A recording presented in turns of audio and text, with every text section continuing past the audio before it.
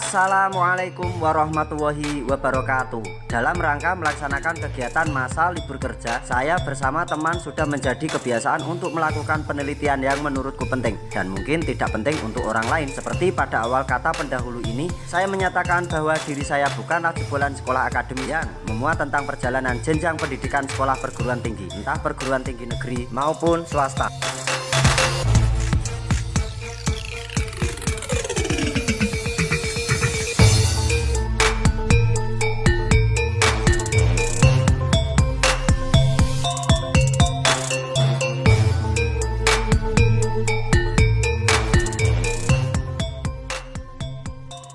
Pada tanggal 14 Juli tahun 2023 tepatnya, saya mencoba jalan-jalan atau dolan ke daerah Jawa Timuran.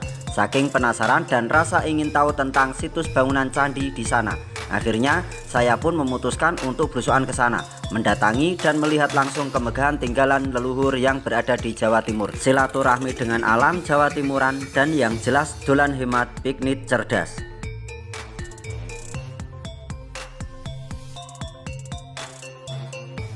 Untuk yang pertama kali, kita mengunjungi situs berupa bangunan kolam yang lumayan cukup lebar. Bangunan tersebut berbahan baku banon atau batu bata merah kuno.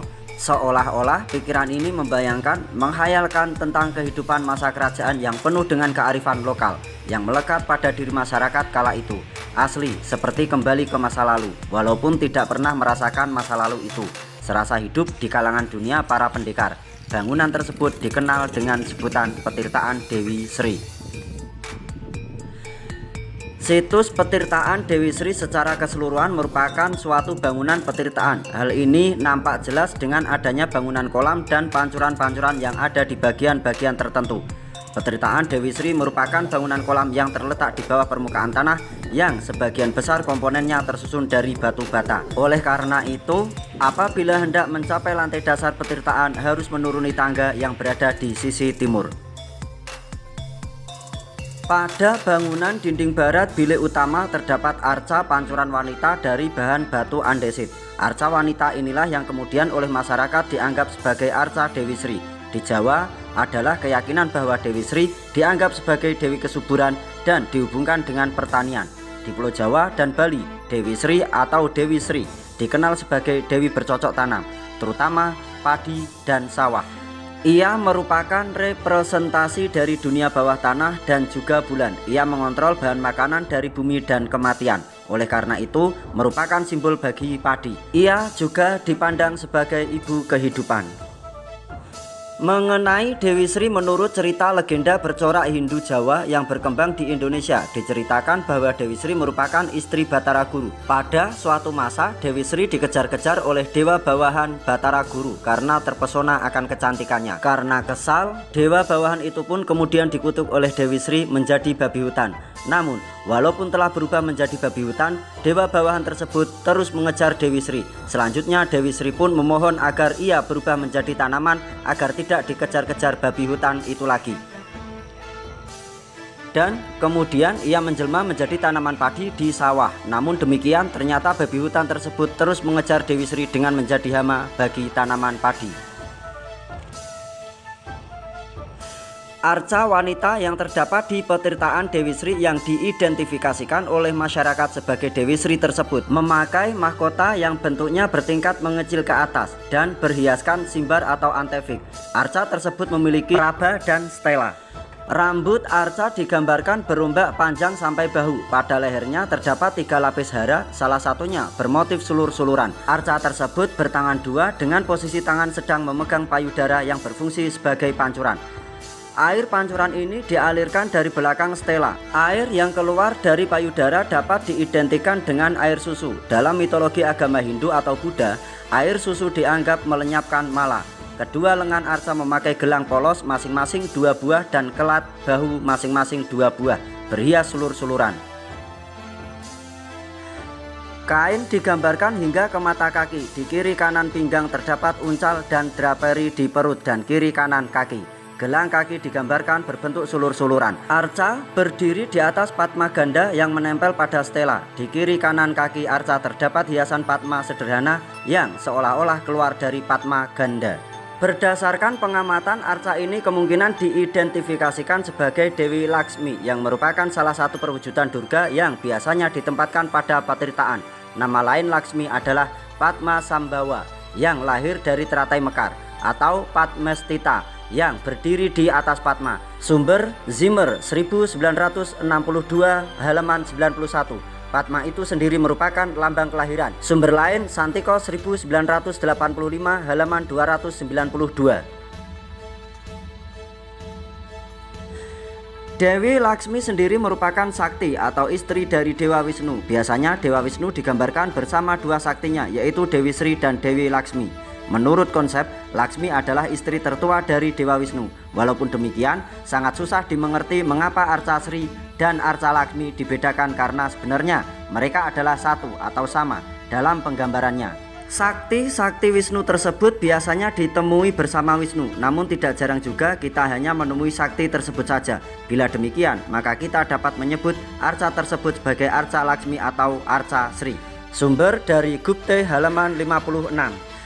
Penggambaran Laksmi yang ditemui secara individual menurut konsep ikonografi India adalah bila arca tersebut bertangan 4, maka ia memegang atribut cakra, sangkala bersayap, teratai dan cemara. Bila arca tersebut bertangan 2, maka ia digambarkan sedang memegang sangkala bersayap dan lotus yang ditemani oleh Vidyadharas di kedua sisi.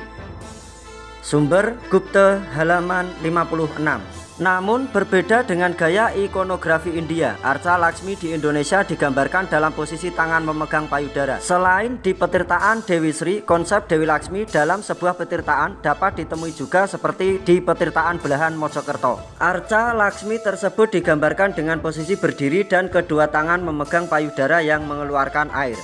Arca Laksmi ini diapit oleh dua buah jaladwara yang berbentuk Padma di sebelah kanan dan kirinya. Di atas arca Dewi Laksmi terdapat relief kala yang distilir berbentuk sulur-suluran. Gaya penggambaran kala ini adalah merupakan gaya khas kala dari masa Jawa Timuran. Di samping itu masih terdapat dua buah kala lagi yang sudah lepas dari tempat aslinya. Saat ini kedua kala tersebut berada di depan pintu masuk bilik utama dan pada dinding utara bilik utara. Kala yang berada di dinding utara bilik utara mempunyai spesifikasi. Wajah kala digambarkan ramah atau santa, bukan menyeramkan atau ugra. Mempunyai rahang bawah, kedua tangannya digambarkan lengkap dilipat ke depan seolah-olah dalam posisi tengkurap dengan ke-10 jari di bawah dagu.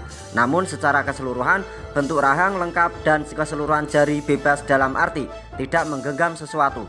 Tipe gaya kala ini sangat menarik karena sangat jarang ditemukan di Indonesia. Salah satunya yang sedikit banyak mendekati gaya penggambaran kala petirtaan Dewi Sri adalah bentuk kala pada Candi Singosari di Malang, Jawa Timur. Pada bagian teras terdapat masing-masing dua buah jaladwara yang digambarkan dengan bentuk tubuh arca laki-laki dan perempuan dalam posisi duduk bersimpuh, menggapit pancuran yang menempel pada dinding sisi utara dan selatan. Kepala arca tersebut dengan alasan demi keamanan pada sekitar tahun 1994 dibawa ke kantor Balai Pelestarian Peninggalan Jawa Timuran di Mojokerto karena daerah tersebut rawan pencurian. Arca tersebut secara ikonografi penggambaran sangat indah dan sempurna. Bahu digambarkan sangat sempurna, garis-garisnya tegas dan tepat. Gaya arca jaladwara ini sangat mirip dengan arca jaladwara yang ada di petirtaan Belahan. Pada sisi barat di kedua bilik terdapat jaladwara berbentuk makara dengan relief wanita. Masing-masing bilik memiliki dua buah jaladwara. Relief wanita yang digambarkan dalam masing-masing jaladwara tersebut memiliki gaya berdiri dan yang berbeda-beda. Hiasan rambut dan alur-alur rambut yang sangat jelas pada relief wanita tersebut sangat bagus. Gaya relief pada jaladwara di petirtaan Dewi Sri ini memiliki kesamaan gaya dengan bentuk hiasan dan gaya pada relief di petirtaan Jolotundo, Mojokerto. Sampai di sini dari tinggalan arkeologis yang ditemukan di petirtaan Dewi Sri, tampak bahwa beberapa komponen petirtaan ini memiliki persamaan dengan tinggalan arkeologis yang ada di petirtaan Belahan dan petirtaan Jolotundo, Mojokerto. Dengan demikian, maka dapat ditarik suatu kesimpulan, sementara bahwa petirtaan-petirtaan ini kemungkinan besar memiliki keterkaitan dan dibangun dalam satu masa. Bila Candi Belahan dan petirtaan Jolotundo dikaitkan dengan masa pemerintahan Dharma Wangsa Teguh Airlangga pada masa abad 11 Masehi, sumber Kinai 1997 halaman 50-67. Maka kemungkinan bahwa petirtaan Dewi Sri berasal dari masa yang sama. Adapun latar belakang keagamaan ketiga tinggalan arkeologis tersebut pun sama-sama beraliran Hindu Waisnawa. Dugaan latar belakang sejarah petirtaan Dewi Sri yang ditarik dari bukti-bukti arkeologisnya tersebut di atas dapat juga didukung dari temuan data-data historis lain yang ditemukan di sekitaran wilayah Kabupaten Magetan. Seperti kita ketahui bersama, di wilayah Kabupaten Magetan banyak ditemukan prasasti yang berasal dari sekitar abad 10 Masehi. Prasasti-prasasti tersebut antara lain prasasti Kawambang, Pulwan, dan Maospati yang sekarang disimpan di Museum Nasional. Prasasti tersebut berasal dari tahun 913 Saka atau setara dengan tahun 991 Masehi. Selain itu, di sekitar daerah ini ditemukan juga prasasti lainnya, di antara seperti prasasti Taji dan Maospati, prasasti Kledokan dari Maospati, Bulu Gledek dari Maospati, prasasti dari masa pemerintahan Raja Jayabaya dari Parang. Sementara itu, Haryanto Santiko dalam penelitiannya di Simbatan menemukan miniatur rumah dengan angka 905 dan 917 pada bagian atapnya. Temuan ini diasumsikan oleh Haryanto berangka tahun Saka sehingga berasal dari 983 Masehi dan 995 Masehi. Sumber Santiko tahun 1985 halaman 296. Sementara itu masih ada beberapa temuan arkeologis yang berupa miniatur rumah dari Simbatan dan sekitarnya.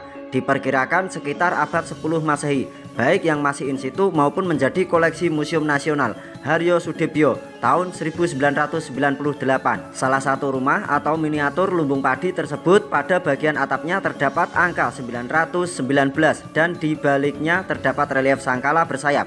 Angka tersebut dapat diasumsikan sebagai tahun 919 yang setara dengan 997 Masehi.